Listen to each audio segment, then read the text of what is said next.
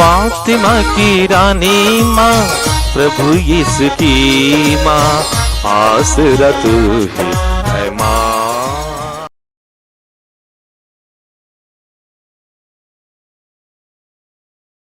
पहला पाठ नबी योना का ग्रंथ, अध्याय 1, पद संख्याएं 1 से 16, अध्याय 2 का 1 और 11। प्रभु की वाणी अमित्य के पुत्र योना को यह कहते हुए सुनाई पड़ी, उठो, महानगर निनेवे जाकर वहाँ के लोगों को डांटो, क्योंकि मैं उनकी बुराई को अनदेखा नहीं कर सकता। किंतु योना ने प्रभु के सामने से भागकर तरशीश के लिए प्रस्थान किया। वह यफा पहुंचा और उसे वहां तरशीश जाने वाला जहाज मिला। उसने किराया दिया और प्रभु के सामने से तरशीश भागने के उद्देश्य से वह नाव पर सवार हो गया। प्रभु ने समुद्र पर जोरों की आंधी भेजी और समुद्र में ऐसा भयंकर तूफान पैदा हुआ कि जहाज टूटने को हो गया। मल्लाहों पर भय छा गया और वे अपने अपने देवता की दुहाई देने लगे।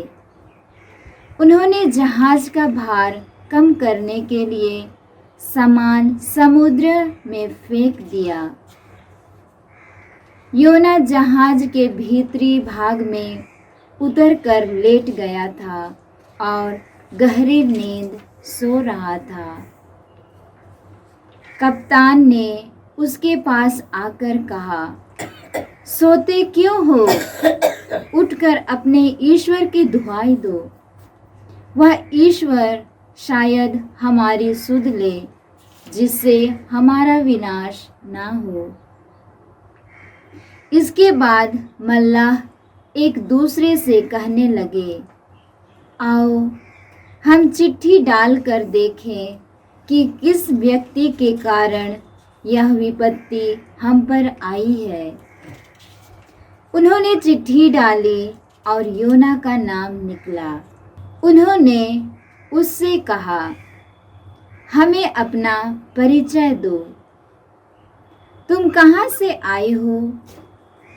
तुम किस देश के निवासी हो? किस राष्ट्र के सदस्य हो?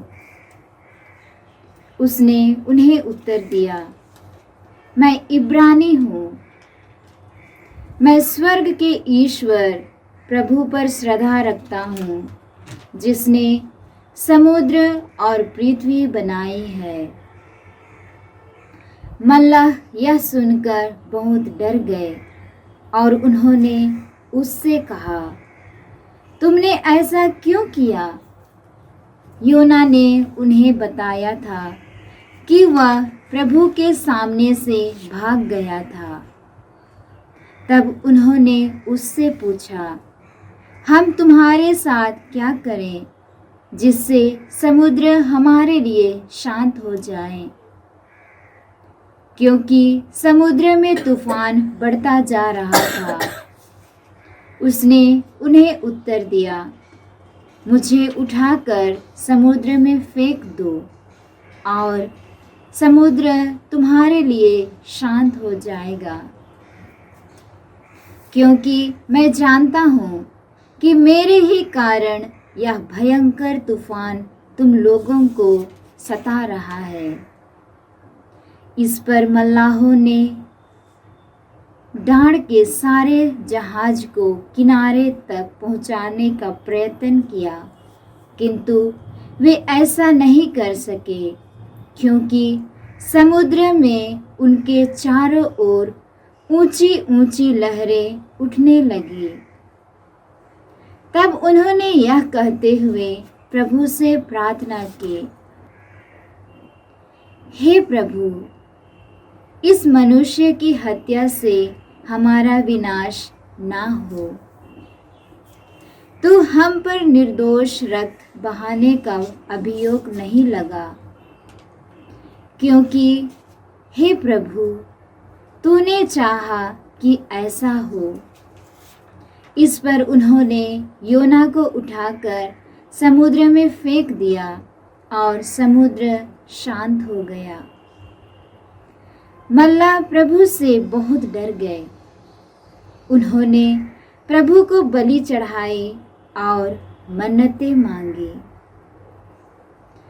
प्रभु के आदेश अनुसार एक मच्छ योना को निगल गया और योना 3 दिन और 3 रात मच्छ के पेट में पड़ा रहा। इसके बाद प्रभु ने मच्छ को आदेश दिया और उसने योना को तट पर उगल दिया। यह प्रभु की वाणी है। ईश्वर को धन्यवाद। भजन अनुवाक्य। हे प्रभु, तूने मुझे गर्त से निकाल दिया। हे प्रभु, तूने मुझे गर्त से निकाल दिया। मैंने अपने संकट में प्रभु की दुहाई दी और उसने मेरी प्रार्थना स्वीकार कर ली। मैंने अधोलोक में से तुझे पुकारा और तूने मेरी सुनी। अनुवाक्य। हे प्रभु, तूने मुझे गर्त से निकाल दिया। हे प्रभु, तूने मुझे गर्त से निकाल दिया। तूने मुझे गहरे महासागर में फेंक दिया था। बाढ़ ने मुझे घेर लिया था। तेरी उमड़ती लहरें मुझे डुबा कर ले गई थी।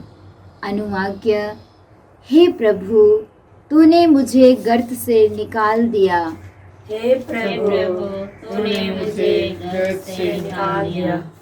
मैंने अपने मन में कहा, तूने मुझे अपने सामने से निकाल दिया। मैं तेरा पवित्र मंदिर फिर कैसे देख पाऊंगा। अनुवाक्य। हे प्रभु, तूने मुझे गर्त से निकाल दिया। हे प्रभु, तूने मुझे गर्त से निकाल दिया। जब मैं निराशा में डूबा जा रहा था तो मैंने प्रभु को याद किया और मेरी प्रार्थना तेरे पवित्र मंदिर में तेरे पास पहुंची। अनुवाक्य। हे प्रभु, तूने मुझे गर्त से निकाल दिया। हे प्रभु, तूने मुझे गर्त से निकाल दिया। जय घोष। अल्लेलुया। प्रभु कहते हैं, मैं तुम लोगों को एक नई आज्ञा देता हूँ। मैंने जैसे तुम लोगों को प्यार किया है वैसे तुम भी एक दूसरे को प्यार करो। अल्लेलुया। प्रभु आप लोगों के साथ हो और आपकी आत्मा के साथ। संत लूकास के अनुसार पवित्र सुसमाचार। हे प्रभु, तेरी महिमा हो। अध्याय 10 पद संख्याएं 25 से 37 तक। किसी दिन एक शास्त्री आकर इस प्रकार यीशु की परीक्षा करने लगा, गुरुवर, अनंत जीवन का अधिकारी होने के लिए मुझे क्या करना चाहिए? यीशु ने उससे कहा, संहिता में क्या लिखा है? तुम उसमें क्या पढ़ते हो? उसने उत्तर दिया, अपने प्रभु ईश्वर को अपने सारे हृदय, अपनी सारी आत्मा, अपनी सारी शक्ति और अपनी सारी बुद्धि से प्यार करो और अपने पड़ोसी को अपने समान प्यार करो। यीशु ने उससे कहा, तुमने ठीक उत्तर दिया, यही करो और तुम जीवन प्राप्त करोगे। इस पर उसने अपने प्रश्न की सार्थकता दिखलाने के लिए यीशु से कहा, लेकिन मेरा पड़ोसी कौन है? यीशु ने उसे उत्तर दिया, एक मनुष्य यरूशलेम से यरीको जा रहा था। और वह डाकुओं के हाथों पड़ गया। उन्होंने उसे लूट लिया, घायल किया और अधमरा छोड़कर चले गए। संयोग से एक याजक उसी राह से जा रहा था और उसे देखकर कतराकर चला गया। इसी प्रकार एक लेवी वहां आया और उसे देखकर वह भी कतराकर चला गया। इसके बाद एक समारी यात्री वहां आ गया और उसे देखकर उसको तरस हो आया। वह उसके पास गया और उसने उसके घावों पर तेल और अंगूरी डालकर पट्टी बांध दी। तब वह उसे अपनी ही सवारी पर बैठाकर एक सराय ले गया और उसने उसकी सेवा शुश्रूषा की। दूसरे दिन उसने 2 दीनार निकालकर मालिक को दिए और उससे कहा, आप इसकी सेवा शुश्रूषा करें। यदि कुछ और खर्च हो जाए तो मैं लौटते समय आपको चुका दूंगा। तुम्हारी राय में उन तीनों में से कौन डाकुओं के हाथों पड़े उस मनुष्य का पड़ोसी निकला? उसने उत्तर दिया, वही जिसने उस पर दया की।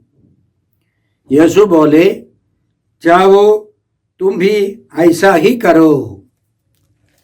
प्रभु का सुसमाचार। हे क्रिस्त तेरी स्तुति हो। जय यीशु क्रिस्त में प्रिय भाई और बहनों, आज का पहला पाठ नबी योना के ग्रंथ से है, अध्याय 1 और 2 से।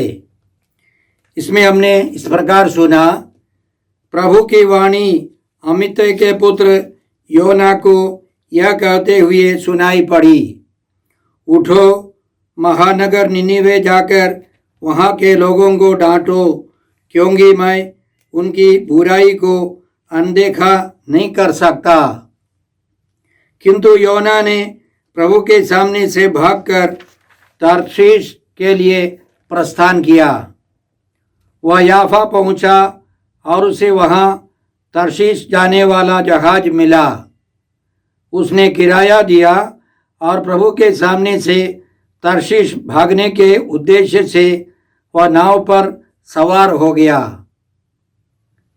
ईश्वर की आज्ञा के विरुद्ध योना ने काम किया। निनवे जाने के बदले तार्शीश चला गया। आगे हमने सुना, प्रभु ने समुद्र पर जोरों की आंधी भेजी और समुद्र में ऐसा भयंकर तूफान पैदा हुआ कि जहाज टूटने को हो गया। वे सब डर गए, यात्री सब, कप्तान सब डर गए और जहाज के नीचे जाकर योना सो गया। बाद में वह पकड़ा गया और मल्लाहों ने इस प्रकार प्रार्थना की, हे प्रभु, इस मनुष्य की हत्या से हमारा विनाश ना हो। तू हम पर निर्दोष रक्त बहाने का अभियोग नहीं लगा, क्योंकि हे प्रभु तूने चाहा कि ऐसा हो। इस पर उन्होंने योना को उठाकर समुद्र में फेंक दिया और समुद्र शांत हो गया। मल्लाह प्रभु से बहुत डर गए। उन्होंने प्रभु की बलि चढ़ाई और मन्नतें मानी।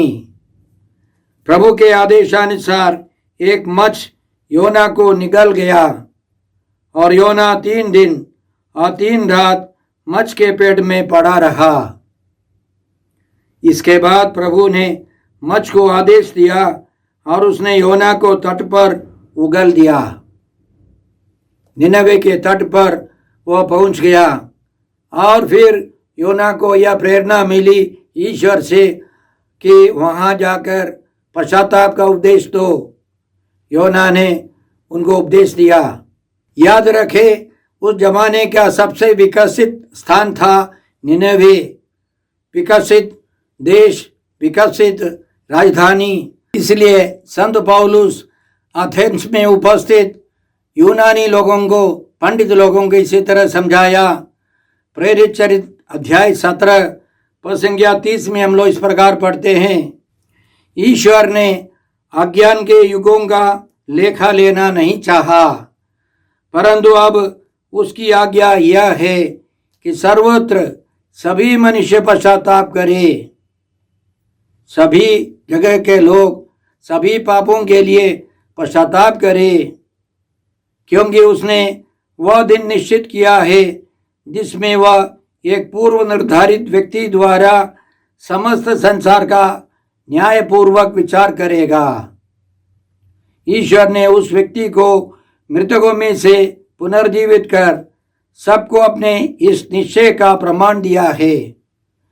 प्रभु यीशु के पुनरुत्थान का रहस्य है, एक रहस्य है कि ईश्वर चाहता है कि पुनर्जीवित यीशु को देखकर हम उस दुनिया के लिए, उस स्वर्ग के लिए जीवन बिताए जिसके लिए ईश्वर ने तैयार रखा है। हमें पश्चाताप कर पवित्र जीवन बिताकर स्वर्ग जाना है। आज के पहले पाठ के पवित्र वचनों के द्वारा हम क्या सीखें? बहुत सारी बातें हमारे सामने हैं।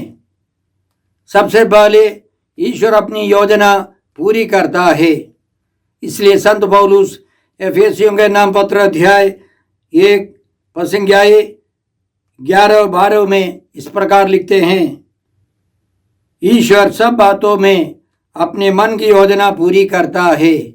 नबी योना ने ईश्वर की आज्ञाओं का उल्लंघन किया, ईश्वर की योजना के विरुद्ध काम किया, फिर भी मजबूरी से उसको जाकर निनेवे के लोगों को ईश्वर का वचन सुनाना पड़ा और वे पश्चाताप करने लगे। हम लोग भी अपने जीवन में ईश्वर की इच्छा खोजे, यह ईश्वर चाहता है। आज का भजन योना के ग्रंथ से ही है। योना का ग्रंथ अध्याय 2 पद 3 से 5 फिर 8। इसमें हमने सुना, योना कहता है, मैंने अपने संकट में प्रभु की दुहाई दी और उसने मेरी प्रार्थना स्वीकार कर ली। मैंने अधोलोक में से तुझे पुकारा और तूने मेरी सुनी। कई लोग सोचते हैं कि योना मछली के पेट में, उस मच्छ के पेट में जीवित रहा, इसलिए कई लोग तर्क वितर्क करते हैं, कैसे एक व्यक्ति एक मच्छ के पेट में 3 दिन ऑक्सीजन के बिना रह सकता है। लेकिन योना के ही वचन से यह पता चलता है कि वह मर गया था। मैंने अधोलोक में से तुझे पुकारा, वह मर गया था। 3 दिन वह मरा हुआ था और मरकर उसी अवस्था में अधोलोक से उसने ईश्वर से प्रार्थना की। ईश्वर ने उसको जीवन दान दिया। इसलिए प्रभु यीशु अपने जीवन काल में कहते हैं, नबी योनस के चिन्ह को छोड़कर दूसरा कोई चिन्ह नहीं दूंगा। जिस तरह योना मछली के पेट में 3 दिन रहा, प्रभु यीशु को भी इस पृथ्वी के पेट में, कब्र में 3 दिन रहना है। यीशु मरे थे, उसी तरह योना भी मर गया था। आगे योना का कहना है, तूने मुझे गहरे महासागर में फेंक दिया था, बाढ़ ने मुझे घेर लिया था, तेरी उमड़ती लहरें मुझे डुबाकर ले गई थी। मैंने अपने मन में कहा, तूने मुझे अपने सामने से निकाल दिया, मैं तेरा पवित्र मंदिर फिर कैसे देख पाऊंगा। जब मैं निराशा में डूबा जा रहा था तो मैंने प्रभु को याद किया और मेरी प्रार्थना तेरे पवित्र मंदिर में तेरे पास पहुंची। ईश्वर ने योना की प्रार्थना स्वीकार की और चमत्कारी रूप से योना को जीवन मिला और उसने निनेवे जाकर प्रभु का वचन सुनाया। हम लोग भी समस्याओं में, संकट में योना का समान प्रार्थना करें, प्रभु को पुकारे। बहुत सारी समस्याएं हम लोगों के कारण है, हमारे पापों के कारण या दूसरों के पापों के कारण हमें बहुत कष्ट सहना पड़ता है। फिर भी हमें ईश्वर के सामने एक रास्ता है, हम ईश्वर को पुकारे, प्रभु हमारी प्रार्थना सुनेंगे, हमारी रक्षा करेंगे। आज के सुसमाचार में हमने सुना कि एक शास्त्री ने आकर प्रभु यीशु की परीक्षा ली। अनंत जीवन का अधिकारी होने के लिए मुझे क्या करना चाहिए? तो यीशु ने उससे पूछा, संहिता में क्या लिखा है? हर एक यहूदी को विधि विवरण ग्रंथ अध्याय 6 पद संख्याएं 4 और 5 को दोहराना है। कम से कम 3 बार, दिन में 3 बार दोहराना है। इसलिए वे अच्छी तरह जानते थे कि ईश्वर की इच्छा क्या है। लेकिन लेवी ग्रंथ अध्याय 19 पद संख्या 18 में जो लिखा है, अपने पड़ोसी को अपने समान प्यार करो, उस वचन को पूरा पढ़कर इस्राएली लोग ये समझाते थे कि यहूदी पड़ोसी को प्यार करना है। अब इस शास्त्री ने दोनों नियमों को एक साथ बताया तो प्रभु यीशु ने उसकी सराहना की। तब उसने यीशु के सामने यह सवाल किया, मेरा पड़ोसी कौन है? प्रभु यीशु ने सीधे जवाब नहीं दिया। प्रभु यीशु ने एक दृष्टांत सुनाया और उस दृष्टांत में एक व्यक्ति, शायद यहूदी, यरूशलेम से यरीको जा रहा था। डाकुओं ने उसे लूटकर अधमरा छोड़ दिया। एक यहूदी पुरोहित, यहूदी लेवी आकर उसकी सहायता नहीं की और वे लोग दोनों चले गए। फिर एक समारी आया। समारी लोगों को यहूदी लोग शत्रु समझते थे। उनके साथ कोई लेन देन नहीं था, उनका पानी तक नहीं पीते थे। और ऐसी एक समाज का एक व्यक्ति आया और उसने इस यहूदी व्यक्ति को रास्ते पर पड़ा देखा। वह दया से द्रवित हो गया और उसने अपने पास जो तेल, अंगूरी सब था, वो सब डाल करके उसके घावों को साफ किया, पट्टी बांध दी और अपने ही सवारी पर बैठा करके एक सत्र ले गया। सत्र में उसने उसकी सेवा की और सत्र के मालिक को 2 दीनार दे करके, कुछ पैसे दे करके बताया कि इसकी सेवा कीजिए और खर्च होने पर मैं लौट आकर इसकी बाकी कर्ज चुकाऊंगा। तब यीशु ने उस व्यक्ति से पूछा, इन तीनों में से यहूदी पुरोहित, यहूदी लेवी और यह गैर यहूदी, यह समारी, इन तीनों में कौन तुम्हारा पड़ोसी निकला? वो आदमी यह तैयार नहीं था यह कहने के लिए। वह शास्त्री इतना अहंकारी था कि वह बोल नहीं पाता था कि वह समारी सबसे बड़ा पड़ोसी निकला। तब यीशु ने उसको समझाया, जाओ तुम भी ऐसा ही करो। कैसा करो? यह दृष्टांत सबसे कठिन है समझने के लिए। बहुत सारे लोग बोलेंगे समारी के समान करो। यीशु के कहने का तात्पर्य है उस व्यक्ति के समान करो जिसने उस समारी को देखकर शुरू में सोचा होगा, यह मेरा शत्रु है, जात का शत्रु है, दुश्मन है, यह क्या करेगा, यह मेरी सेवा नहीं करेगा। लेकिन कुछ घंटों के बाद पता चला यह शत्रु समझने वाला व्यक्ति समारी मेरा पड़ोसी है, मुझे उसको प्यार करना है। यीशु के कहने का तात्पर्य है हम अपने शत्रुओं को भी प्यार करें। हमारा शत्रु ही हमारा पड़ोसी है। वैसे ही कोई भी व्यक्ति हमारे सामने हमारी करुणा का पात्र है, उसकी सेवा जरूर करनी है। उस यहूदी की आंखों से देखे जो रास्ते पर पड़ा था, उसने अपने दुश्मन समझने वाले व्यक्ति में पड़ोसी को देखा, उसकी सेवा का आस्वादन किया और वे दोनों मित्र बन गए होंगे। तो इसलिए यीशु हमको समझाते हैं कि साधारण लोगों को, अपने मित्रों को, परिवार के लोगों को प्यार करेंगे। यदि हम प्यार करेंगे उसमें कोई बड़ी बात नहीं है। हमें अपने दुश्मन को भी प्यार करना है। इसलिए संत मत्ती के सुसमाचार अध्याय 5 में प्रभु यीशु इसी तरह हमें आज्ञा देते हैं, अपने शत्रुओं से प्रेम करो और जो तुम पर अत्याचार करते हैं उनके लिए प्रार्थना करो।